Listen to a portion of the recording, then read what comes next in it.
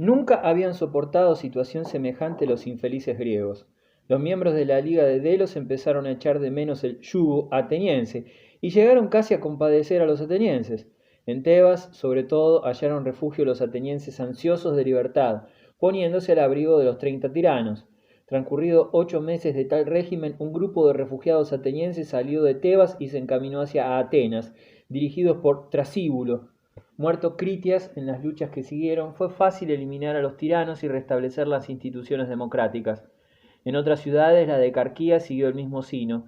No obstante, gobernadores y guarniciones espartanos continuaron en ellas. Grecia entera lanzó un suspiro de alivio cuando Lisandro desapareció de escena. El gobierno espartano había recibido tantas quejas de su general y de su modo de ejercer el poder que le retiró el mando. La opresión sobre la Hélade disminuyó aún más cuando las relaciones de Esparta con el rey de Persia perdieron cordialidad, debido al secreto apoyo espartano a una conjura contra Artajerjes II. La expedición de los 10.000. En el litoral persa, conspiraciones, asesinatos y luchas fratricidas estaban a la orden del día. En 465 a.C., Jerjes fue víctima de una conjura y poco después su hijo primogénito, Darío, fue asesinado a instigación de su hermano Artajerjes. Este reinó más de 40 años y su hijo y sucesor, Jerjes II, fue asesinado 2 semanas después también por su hermano, quien a su vez fue eliminado por el tercer hermano, Darío II. El nuevo soberano se casó con su hermanastra, Parísatis, participante en todos los asesinatos cometidos. En la corte durante el reinado del débil Darío, que murió en 404 a.C., y dejó 13 hijos, entre ellos Artajerjes II y Ciro. Este, más joven, era al revés de su hermano mayor enérgico y ambicioso, y se propuso arrojar del trono a aquel. Parísatis le ayudó en el plan, pues Ciro era el preferido de sus hijos. Reclutó un ejército de 10.000 mercenarios griegos y en la primavera del año 401 a.C. salió de Sardes, al frente de sus tropas, que se elevaban ya a 14.000 soldados. Disponía de otro ejército persa compuesto de 10.000 hombres. La expedición se dirigió al corazón del imperio persa, si bien su plan se desconocía. Estos mercenarios griegos, los 10.000, habían de enfrentarse con peligros espantosos y dificultades sobrehumanas. Su odisea ha sido descrita con maestría por uno de ellos, el ateniense Jenofonte, hombre extraordinario, muy culto y amigo íntimo de Sócrates. Su libro sobre la expedición de los 10.000, la Anábasis, se lee todavía con el mayor interés. Lo más penoso de esta expedición fue seguir el Éufrates a través de los desiertos del norte de Mesopotamia. No había un árbol, solo brotaban el ajenjo y otras plantas aromáticas. Durante 2 semanas los griegos vagaron a través de este país desolador. Por fin llegaron a regiones más fértiles. Cerca de Cunaxa, al noroeste de Babilonia, Artajerjes lanzó las tropas contra su hermano. El aspecto de este ejército persa era impresionante, pero el ímpetu del menguado ejército griego era mayor. Los 10.000 asaltaron las líneas enemigas con repetidas y más rápidas ofensivas cada vez. Al fin el pánico se apoderó del flanco atacado por los griegos, pero las cosas no ocurrieron así en el sector donde luchaban persas contra persas. Ciro fue gravemente herido en un ojo por un dardo, cayó del caballo y fue aplastado todos cuantos intentaron cubrirle. El rey mandó cortar la cabeza y la mano izquierda del difunto pretendiente, y los levantó en alto para que los restos macabros fueran vistos por todos en el campo de batalla. Para los persas fue señal del fin de la lucha. Las tropas de Ciro emprendieron la huida, pero los griegos siguieron en la brecha. Por último, el oficial espartano Clearco y sus hoplitas derrotaron a los persas. Con todo, el campamento de Ciro fue saqueado por el enemigo, y los griegos se encontraron sin víveres en un país enemigo y a mucha distancia del mar. A pesar de todo, pactaron con el sátrapa Tisafernes. Este prometió indicarles el camino más seguro para regresar. Además, les proporcionaría víveres si se los pagaban y le prometían no perjudicar al país y a sus habitantes. Cuando los griegos estaban a mitad de camino del Tigris, Tisafernes juzgó llegado el momento largo tiempo acariciado de tenderles el lazo. Con astucia y buenas palabras, convenció a Clearco para que le visitara en su tienda, acompañado de los 4 oficiales griegos de mayor graduación, otros 20 oficiales más y un destacamento de 20 soldados. Cuando los griegos llegaron al campamento de Tisafernes, invitaron a los 5 oficiales a presentarse ante el sátrapa. De pronto la guardia de éste izó una bandera roja en la tienda de su jefe, y a esta señal convenida hicieron en ellos una horrible carnicería. Cuantos se encontraban fuera de la tienda fueron pasados a cuchillo, y los oficiales que estaban dentro fueron desarmados por los persas y encadenados, luego enviados al rey y decapitados. Tisafernes mandó mensajeros a los griegos pidiéndoles que rindiesen las armas ahora que sus jefes habían sido castigados por no respetar el tratado. Las armas pertenecían al rey, puesto que con anterioridad habían sido de Ciro, su esclavo. Entonces Jenofonte, voluntario en toda esta campaña, y otro oficial se pusieron al frente de sus compañeros de armas. Los griegos respondieron a los mensajeros de tal forma que los persas juzgaron prudente dar media vuelta en el acto. Así comenzó una retirada que aún hoy es interesante, no solo por su significación política, sino por mostrar el carácter del pueblo griego. La Anábasis de Jenofonte es una de las mejores obras de la antigüedad.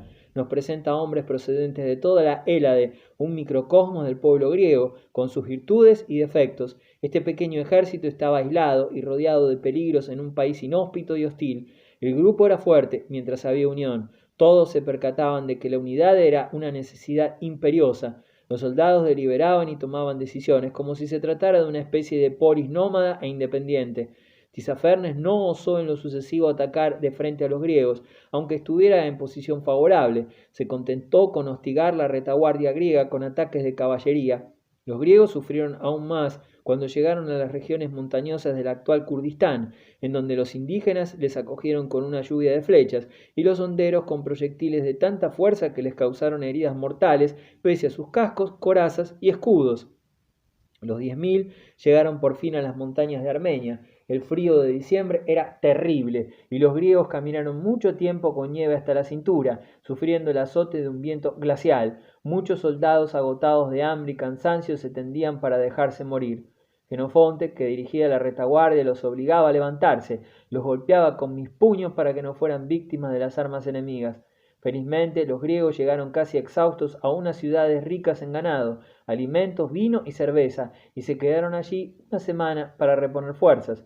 Después siguieron adelante, pese a las constantes escaramuzas con las poblaciones que encontraban. Por fin llegó un día en que olvidaron todos los sufrimientos pasados. Desde la cima de una montaña se divisaba el mar. Los de la vanguardia gritaban de alegría, acrecentada a medida que llegaban los demás. Allí a sus pies estaba el mar negro. ¡Talasa! ¡Talasa! El mar, gritaban, abrazándose unos a otros y llorando de gozo. Combatiendo siempre, fueron abriéndose camino hasta que recibieron acogida hospitalaria en la ciudad litoral de Trebisonda. Se instalaron en algunas ciudades del contorno y pudieron gozar, al fin, de un merecido reposo. De Trebisonda siguieron costeando en dirección oeste, pero en mirando al mar se negaban en redondo a caminar más.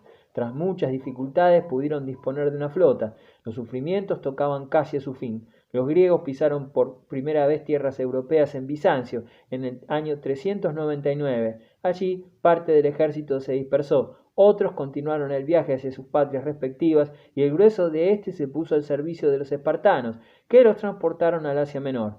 Esparta acababa de entrar en guerra contra Tisafernes y sus colegas. Jenofonte se despidió en Esparta de sus compañeros de armas, quienes le debían más que a nadie la salvación. Jenofonte llegó a Atenas tras una ausencia de 2 años y medio, pocas semanas después que su maestro e íntimo amigo Sócrates fue condenado a la muerte. Los espartanos atacan el imperio persa.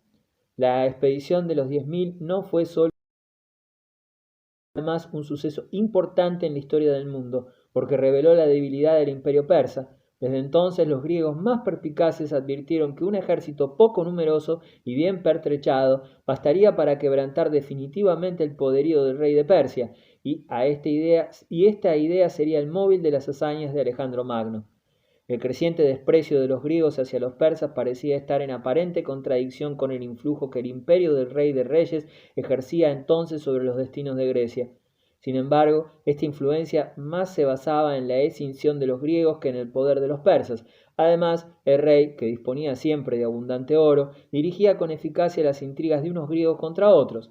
Esparta, el estado más poderoso, había traicionado la causa helénica, entregando a los griegos del Asia Menor al rey persa. Pero la situación cambiaba. Los espartanos se habían hecho sospechosos a la corte persa por haber alentado en secreto la rebelión de Ciro, y aún empeoró más su situación cuando Tisafernes, a regreso de Cunaxa, lanzó una campaña de represalia contra las ciudades jónicas que se habían sumado al movimiento de Ciro. Los jonios pidieron ayuda a los espartanos, que estos no pudieron negar. Años antes los espartanos habían comprado los favores del rey de los persas, abandonando sin piedad a sus compatriotas de la otra orilla del mar Egeo, pero ahora eran dueños de la Hélade y querían demostrar su capacidad de defensa del mundo griego. Los espartanos tomaron pues las armas contra Tisafernes y su rey. Al principio nada notable ocurrió, pero en 396 los sucesos se precipitaron al ser nombrado jefe supremo Agesilao, uno de los reyes de Esparta. Era un espartano valeroso y sin tacha, bajo de estatura y cojo, un cuerpo deforme alentado por un espíritu indomable, capaz de vencer todos los obstáculos, al revés de lo ocurrido con Lisandro. Todos lo querían, por su buen carácter y amabilidad. Cuando se hizo cargo del mando, comparó su campaña con la guerra de Troya. Una vez más, Grecia entera iba a atacar al enemigo común asiático en su territorio. Como antaño Agamenón, también ofreció un sacrificio a los dioses antes de abandonar el pueblo de Aulis. El momento cumbre de su expedición lo constituyó una brillante victoria cerca de Sardes. La reina madre, Perísatis, culpó a Tisafernes de la derrota persa y el sátrapa fue decapitado. Pero Agesilao interrumpió pronto la marcha triunfal, porque los acontecimientos de su patria reclamaban su presencia urgente.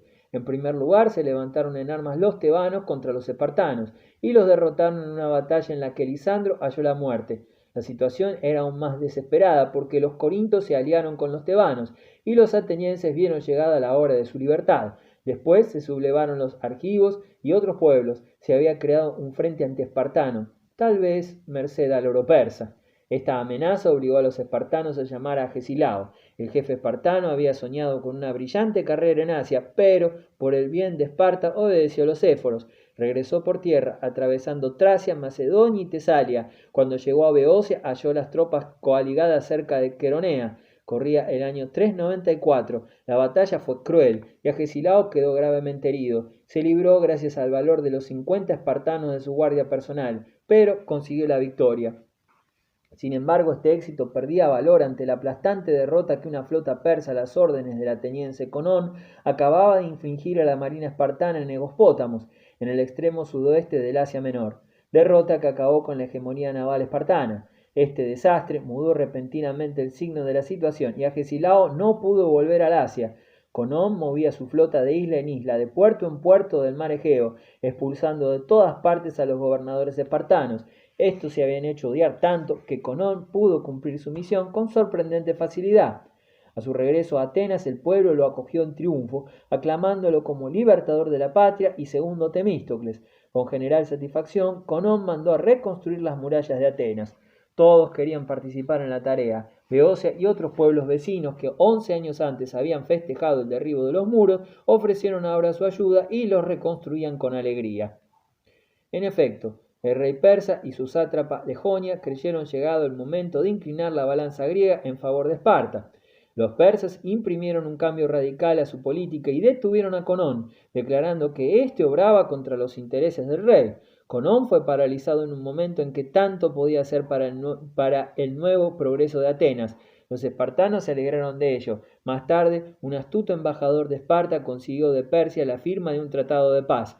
Estos sucesos ocurrían en 387. Esta paz era otra deshonra para Esparta, que de nuevo sacrificaba a los griegos del Asia Menor sus intereses. Las cláusulas del tratado eran afrentosas para los helenos. Esta paz del rey, como la denominaban, era un decreto humillante para los estados griegos, un edicto que el rey promulgaba en Susa sin consultarles y al que tenían que someterse de grado o por fuerza.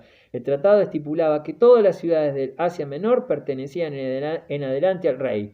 Solo un artículo del mismo era ventajoso a primera vista. Garantizaba la independencia de todas las ciudades grandes o pequeñas de Grecia propiamente dicha.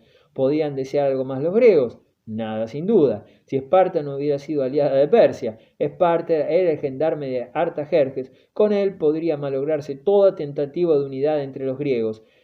Esparta aceptaba la triste misión de velar por el estricto cumplimiento del tratado. Así quedaron los griegos potencia. Tuvieron que reconocer no solamente la hegemonía de Esparta, sino también la supremacía del gran rey. Por primera vez después de la batalla de Micala, casi un siglo antes, los persas imponían su poder a los helenos del Asia Menor.